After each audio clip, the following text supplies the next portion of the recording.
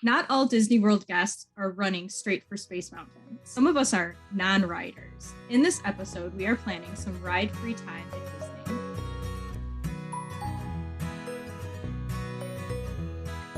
Welcome to Always Planning Disney, where planning is half the fun. I'm Cheryl. And I'm Melissa. And on this channel, we talk through all of the details that go into making our vacations magical. So I am what I would call a medium rider, I suppose. I don't like big thrill rides. I don't like inversions. I don't like anything enclosed or dark. But I do like Flight of Passage, and Seven Dwarfs is a wonderful roller coaster. Disney's full of hard passes for me, and it's full of incredibly hard passes for my son, who is a total non-rider. He taps out at anything more thrilling than It's a Small World. He famously hates Frozen Ever After for being too extreme. I mean, he is a non-rider through and through. I can totally relate to your son because I was a non-rider until either late high school or early college. I can't quite remember when I started to try some of the more thrilling rides, but they were an absolute no-go for me for a very long time. So growing up, I would wait in line with my family, and then I would duck out at the loading area, which is an option for all of those thrill rides. But I was in perpetual fear that I would somehow accidentally end up on the ride and like stuck in the elevator on Tower of Terror. So even waiting in those lines was kind of nerve-wracking for me as we got up to that loading area. And then I would just hang out in the gift shop browsing around while they were riding on the big thrill rides. And honestly, that was fine with me. I've always been a gift shopper, so it worked out. But now I'll try most rides at least once. I have conquered Tower of Terror now, although I don't really want to go back on it anytime soon. And I still do get pretty nervous, especially when I ride something for the first time. It turns out that my son is all about the thrills, even though he was only 3 years old on our last trip. So he wasn't tall enough for very many of those height requirement rides on our last trip, but he loved the Barnstormer, which was the only roller coaster that he could go on. And he loved Alien Swirling Saucers. Like, he likes to go fast and he likes to spin around. So he's very excited to try out some bigger coasters next time. And that means we won't necessarily be planning a non-rider trip, but I'm happy to brainstorm with you for your little guy. Yes, thank you, because we are planning a non-rider trip. In fact, it broke my heart a little bit when I secured our resort for our 2023 trip. My son announced he did not want to go to Disney because he does not like the rides. So I have to make sure there's things for him on this trip. We obviously make really good use of rider swap when we go to Disney, which is a feature they have if you have somebody who does not meet the height requirements or who just doesn't want to ride. You can have one adult and child ride, and when they get off, you're able to get in the fast pass, or I suppose lightning lane now, to go again yourself after having waited the first one out. So we do that a lot. Cast members will often tell us, hey, you're big enough to go on that. And my son still says no. So we are definitely planning a non-rider trip for him. Yeah. And luckily there's still a lot to do. So hopefully you can convince him that he should indeed come along on your Disney vacation. Yes, he does not have a choice. So I hope I can get him on board. Do we want to take this one park by park? Sounds great.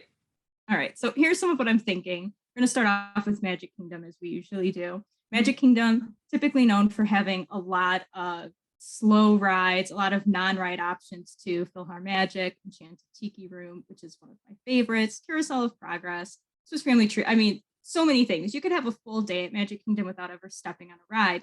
However, when I say non-rider, I mean like really a non-rider. My son is very jittery and on edge in the Tiki Room because there's volcanoes and thunderstorms. He's paranoid in a 3D movie. He got sprayed with mist once when he was 2 and hates them ever since. And he's kind of disinterested in animatronic presidents. So our plan is we're still going to do those things because it's what we do. I'm not going to force my son onto a ride that I know will be too intense, but we can't opt out of everything because he got sprayed with mist that one time when he was 2 years old. So the thing that we'll do is for both the non-rider and something he actually wants to do, this will be focused on him here, is Pirate's Adventure, the treasure hunt over in Adventureland. He loves treasure hunts and is 100% not a ride. It doesn't even look like it could be a ride. And some of those other things do. You stand in line, you go in a building, and he's nervous the whole time, thinking he's about to get on a cart. So we are going to do Pirate's Adventure. We did this once before, quite some time ago. So it's been a while. It may have changed. I know that you solve clues, you hunt for treasure, you get a map, you get secret codes, you get like a decoder tool. There's 5 different missions. You get a card after completing each one, and you get a special one signed by Jack Sparrow himself at the end of it. We've only ever done one, and I'm wondering if they will still honor our card from like 2015 because we have it. I bet they will. I think you should bring it along if you know where it is. So we didn't even realize that this treasure hunt was there last trip. And that's just really a shame because that would have been a good option for us with a three-year-old, I think. So if we have some non-ride time in the Magic Kingdom next trip, I think we'll give it a shot. But how long do these missions take? Like, is this a big time investment in our Magic Kingdom day, or is it just like a little filler thing to do? What's it like? So I looked it up because I couldn't quite remember. And it takes about 20 minutes according to Disney, and that seems accurate. It was enough of a chunk of time. I remember when I did it with my daughter, I was worried that we were perhaps losing too much line time for other rides. But it really doesn't take all that long. It's a good break from standing in line because you get to walk around as you're doing it. You get to see an area that you don't see otherwise, unless you are entering into this sort of storefront that they have. It's not too much, not going to lose too much time on it. And if you have a non-rider, it's a wonderful adventure. Okay, that's really good to know. I hope we can fit at least some of those missions into our next trip because that would be a lot of fun. And one thing that I feel like we should mention for the Magic Kingdom is there are so many character meet and greets there, and now hugging is back. So how does your son feel about characters? Are those okay? Are those not okay? Characters are excellent because he gets to talk to them. Now he does prefer characters that can speak. So princesses are a hit. He will talk them up all day, and he has always been that way. So we'll definitely fit in some character time. He enjoys doing that. He's a very personable, outgoing sort of guy. And so this is an activity he adores. I was really hoping that Sorcerers of Magic Kingdom would be reinvented in some new format, especially given the Magic Band upgrade that's coming our way. I think it's likely to happen. I don't know if it'll happen by the time we go there, but that is the sort of thing that he would love doing, running through the whole park, trying to defeat things, getting to use a magic band. He is excited that the new magic bands are going to do things, like light up and vibrate. So we're looking forward to that. But until it rolls out, we're just going to have to rely on Pirate's Adventure and probably some character meet and greets to get that true non-rider experience. And I think that is a lot of magic for the Magic Kingdom without even stepping on a ride. Yeah. And like we talked about last time, we are probably going to visit Tom Sawyer Island, which also seems to be very much a non-rider experience. I don't know if he'd really be looking forward to that, but we'll try it out. Great. So how about Epcot? Yeah, let's get to Epcot. So my favorite park, and both my kids love the aquariums here. Bruce's Shark World. They can spend so much time there, a lot of time there, more than I would prefer, but it's one of their favorites. We'll definitely be hitting that up. And then we always cut across to the Imagine Labs. I know there's a lot of changes brewing at Epcot, and those might be getting re-envisioned, but we look forward to whatever it is. We're looking forward to the Moana water experience. Whatever they end up doing, I'm sure it's going to be similar to what is there now, which is sort of a very hands-on science center adjacent type of experience. My kids like it so much, getting to walk around, play with light colors and bending light. They did that for probably an hour last time we were there. So whatever ends up front in Epcot, it'll be on our list. He loves that sort of thing, and it is completely not a ride. We also make sure that we stop for Turtle Talk with Crush. My son, as I said, very outgoing. He is one of the ones who will sit up front and center. with his hand fully raised, hoping to be called on. He won't get on a ride, but he will volunteer to participate in anything public. I love that so much. And I think Epcot is a great park for non-rider options and for little kids, even though I often see it characterized as an adult park. There's so much to do for kids there. So I hope people don't skip it. One thing that I just learned about the other day, which I've probably seen before, but it was probably before I became a parent, is that in the area after you get off of Mission Space, there's an indoor playground in there. And so there's not only a playground for kids to mess around with, and there's like air conditioning for the grown-ups, and there's a bunch of other little activities and things that you can do in there involving pressing buttons and whatnot. And you don't have to go on the ride to be able to go and play in this play area. You could just walk in through the exit and check it out. So I think that's something we may take a look at next time. Yeah, definitely same for me. Obviously, I'm not going anywhere near Mission Space, that whole dark and enclosed thing, but indoor playground, especially getting to enter through an exit, perfect. Very safe. Yeah.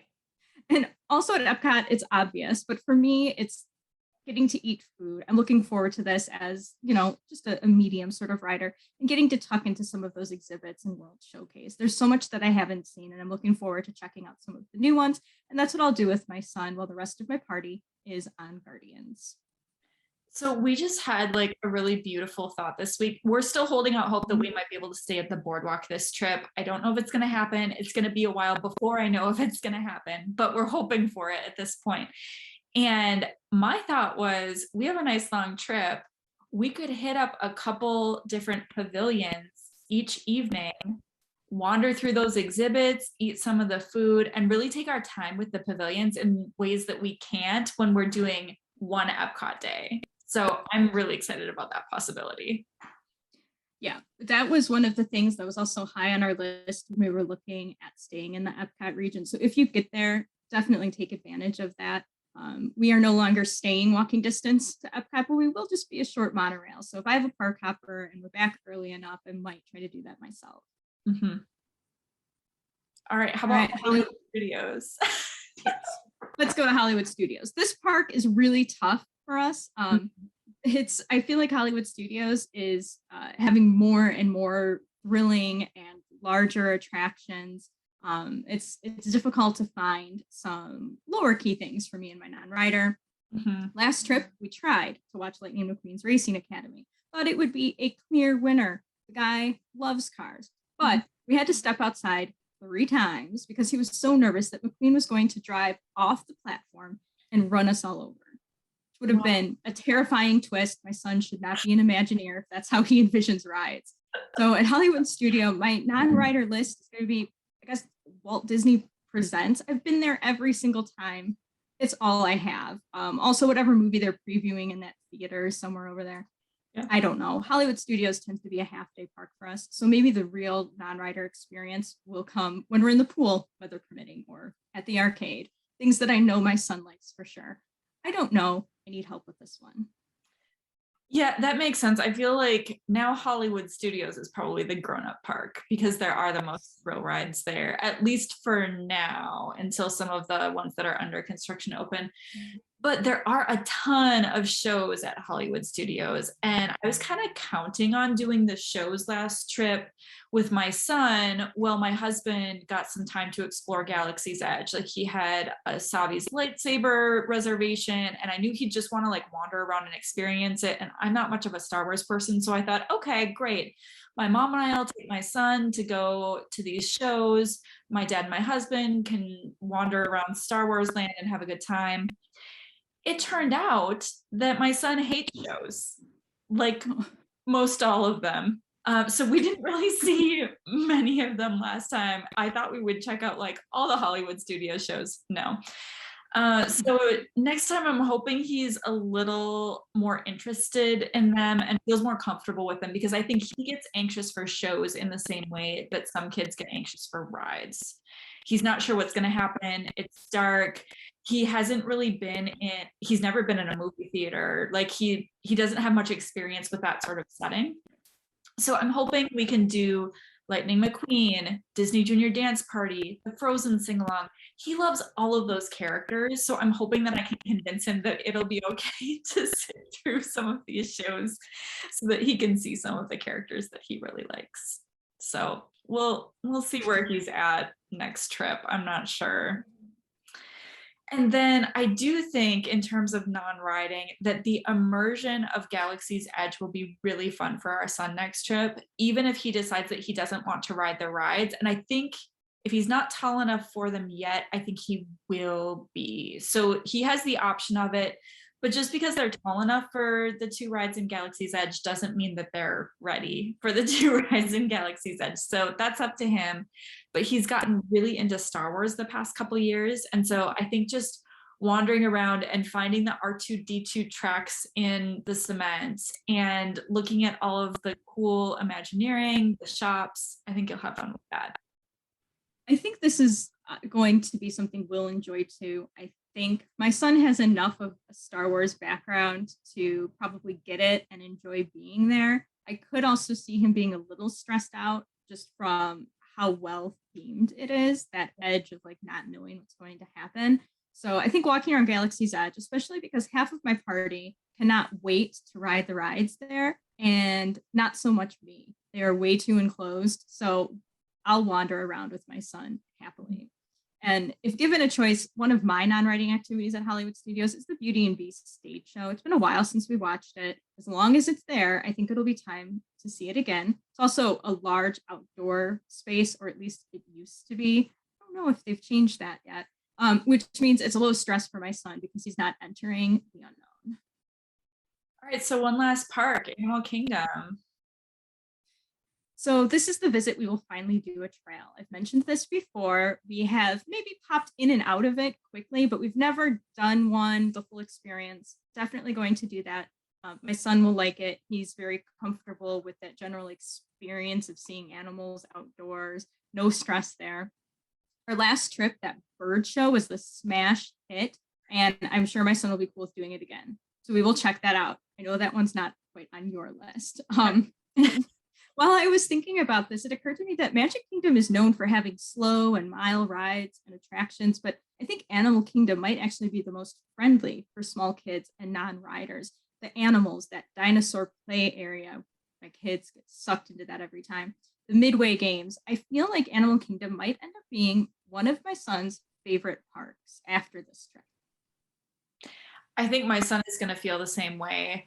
The trails are a total must-do for us, and I'm hoping to take our time with them a little more. We always get at least one trail in on each of our Animal Kingdom days, but I want to really like slow down and enjoy that more than we've been able to in the past. That's the theme of my next trip anyway. And then don't forget about the Wilderness Explorers, where they have the different badges that you can earn throughout the park at all the different stations. They get to learn stuff about animals and nature. We tried to do this last trip, and I had heard that kids around 3 years old were really into it. Our son was like not interested. They were doing like the little induction into the Wilderness Explorers, and he's like, I'm not interested. So it wasn't a good fit then, but he loves animals, he loves nature. So I think this could be a big win next time. And just like the collecting of the badges, that seems like something he'd like. And top of my list as a non-rider is going to be Festival of Lion King and the updated Nemo musical. I love shows. They do such a great job with them at Disney too. And with all of the things we've mentioned, Animal Kingdom has typically been a half-day park for us. It's usually our pool day, but I'm thinking this is going to end up being 3/4 of a day park. Fair. So we want to head over to our hotel? Yeah. Okay, so the pool. Obvious option for my non-rider. Loves pools, loves swimming. At Shades of Green, we have 2 pools plus a splash play area. Looking forward to that. There's also a playground. We can get some good downtime there. They also have a lot of yard games. My kids will love this. I used to have a feeling of like missing out or regret anytime we would slow down that much and do something that wasn't in a park or was something that we could do at home. Like I felt I was getting the most out of my Disney experience in park, in a line, or on the ride. And so I'm trying to get over that feeling and realize that it's not a waste of time. and just remembering that the days are long. And you and I have been planning downtime as much as we have been planning anything else on these trips. So we're going to take advantage of the hotel amenities and activities in a way that we haven't in previous vacations. Yeah, I'm trying to convince myself of the same thing right now because I love that the hotels have these activity schedules, but I have the same thought is like, well, I could be doing that at home. Like, why do I need to tie-dye a shirt at Disney World or, whatever else they have going on? But at the same time, like my son and his grandparents doing s'mores on our last trip was one of their favorite memories. So I think I need to let go of like what is exclusive to Disney and embrace some of those hotel activities, check out what they have going on. And it's a little different at each hotel. So I think that's kind of fun. And then for older kids, so maybe not for our sons quite yet, but as they get older, if they continue to, need some outlets at the resort, it seems like a lot of the tweens and teens have a good time at the arcades. And that's another thing that is like, there are arcades at home, but I don't know, it's something fun. They can kind of do it on their own and get some time away from the family. So an option for the future. Yeah, the Pop Century Arcade, my kids spend a lot of time running around in that thing, just the two of them. We also have a lot of pictures of us in the photo booth where you get the strip with the 4 pictures. I think I have one of those from our last trip hanging up in my kitchen right now. So the arcade's always a great option. It's something they enjoy. We remember it. It also occurred to me, I'm going to be walking distance to the Polynesian where we can stop and watch the electrical parade, which when I was a kid was my favorite thing to do every night because over at the Contemporary, if you're on the right side of it, you can watch it right out of your room. And that's what I would do on the balcony every single night. And I haven't seen it since. So having not seen this since the 90s, I'm excited to walk over to Polynesian and enjoy it again. Okay, I'm deeply jealous because I have never seen it ever and I would really like to. So I might have to meet you at the Poly. Yeah, I mean, it's a little strange, but in a lovely way. Yeah. Thanks so much for tuning in. How do you enjoy Disney World if you are a non-rider? Let us know in the comments, and remember to like and subscribe to plan along with us.